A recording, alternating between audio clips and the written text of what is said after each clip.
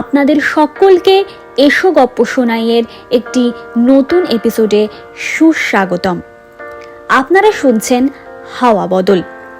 এই গল্পে আপনারা প্রেম, পুরাণ, থ্রিলার এবং প্রতারণা এই চারটি জিনিসই একসাথে পেতে চলেছেন। আমরা আমাদের শ্রোতাদের একটি বিষয় অবগত করতে চাই। আমাদের গল্পের সমস্ত ঘটনা ও চরিত্র কাল্পনিক এবং বাস্তবের সাথে এর কোনো মিল নেই। যদি আমাদের গল্পের কোনো অংশ বাস্তবের সামঞ্জস্য খুঁজে পায় তাহলে তা সম্পূর্ণ কাকতালীয়। শুরু করছি আমাদের হাওয়া বদল সিরিজের পর্ব 12, অদেখা।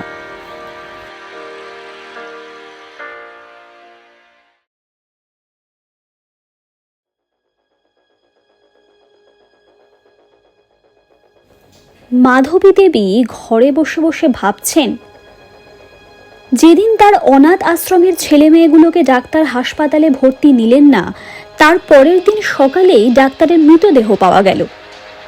বিষয়টা কেমন যেন কাকতালীয় না? একটা অজানা আতঙ্ক গ্রাস করতে লাগলো মাধবী দেবীকে।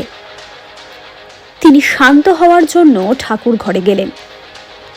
ঠাকুর ঘরে মা দুর্গার পিতলের মূর্তির সামনে হাত জড়ো করে মাধবী দেবী বললেন, মা, আমার বড্ড ভয় করছে,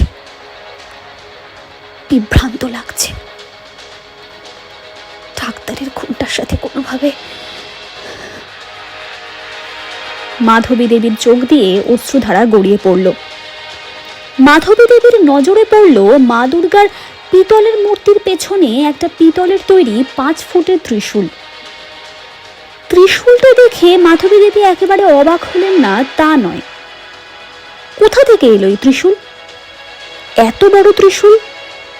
এ তো যে কোনো মানুষকে এফোর ওফোর করে দিতে পারে। তিনি ভাবলেন ত্রিশূলটা হাতে নিয়ে পর্যবেক্ষণ করবেন, কিন্তু তারপর ভাবলেন না থাক, স্বয়ং মা দুর্গার অস্ত্র তার হাত দেওয়ার স্পর্ধা কোথায়। তিনি শুধু হাত জড়ো করে মায়ের কাছে বললেন, মা, আমাকে তুমি পথ দেখাও মা। এই বিভ্রান্তির মধ্যে আমি আর থাকতে চাই না। বছরের পর বছর ধরে তোমার পায়ে মাথা ঠুকেছি মা। এই অন্নপূর্ণা আশ্রম দাঁড়িয়ে আছে তোমার আশীর্বাদে।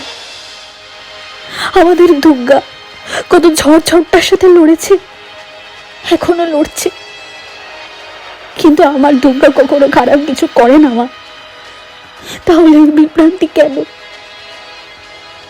জড়ো হাতে মাথায় ঠেকিয়ে প্রণাম করলেন। সেই সময় দুর্গা নিচ থেকে ডাক পারল, দিদা। দুর্গার গলা শুনে তড়িঘড়ি নিচে নামলেন মাধবী দেবী। গিয়ে দেখলেন দুর্গা আশ্রমের দরজা দিয়ে ঢুকছে, তবে একা নয়, সাথে রয়েছে একটি মেয়ে। মেয়েটার চেহারা দেখে মনে হচ্ছে তার ওপর নেহাত কম অত্যাচার হয়নি। গালে আর ঠোঁটের নিচে রক্ত জমাট বেঁধেছে।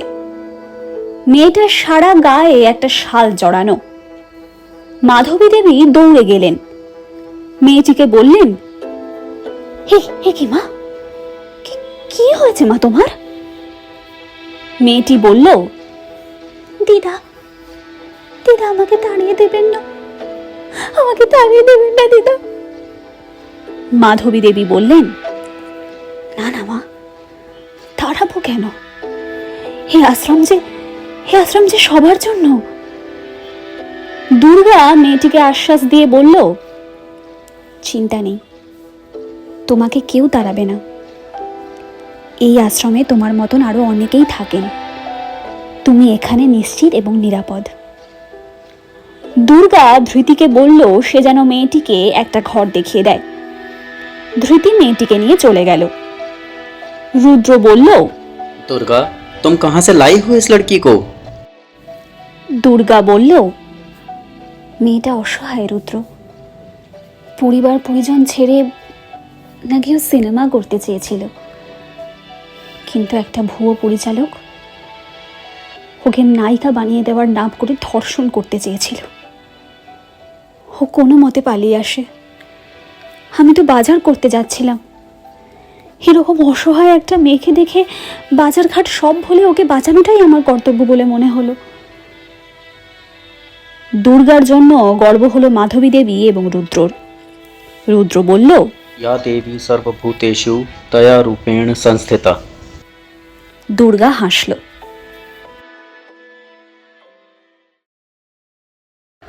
আমাদের এই পর্বটি ভালো লেগে থাকলে ভিডিওটিকে লাইক করতে ভুলবেন না। কমেন্ট করে অবশ্যই জানান কেমন লাগছে আমাদের পর্বগুলো, আর আপনাদের গপ্পপ্রিয় বন্ধু বান্ধবদের সাথে অবশ্যই শেয়ার করবেন। সাবস্ক্রাইব করে পাশে থাকুন, কারণ আপনাদের একটি সাবস্ক্রিপশনস আমাদেরকে আরও অনেক নতুন কাজ করতে উদ্বুদ্ধ করে। অবশ্যই সাবস্ক্রাইব করে পাশে থাকুন। ধন্যবাদ।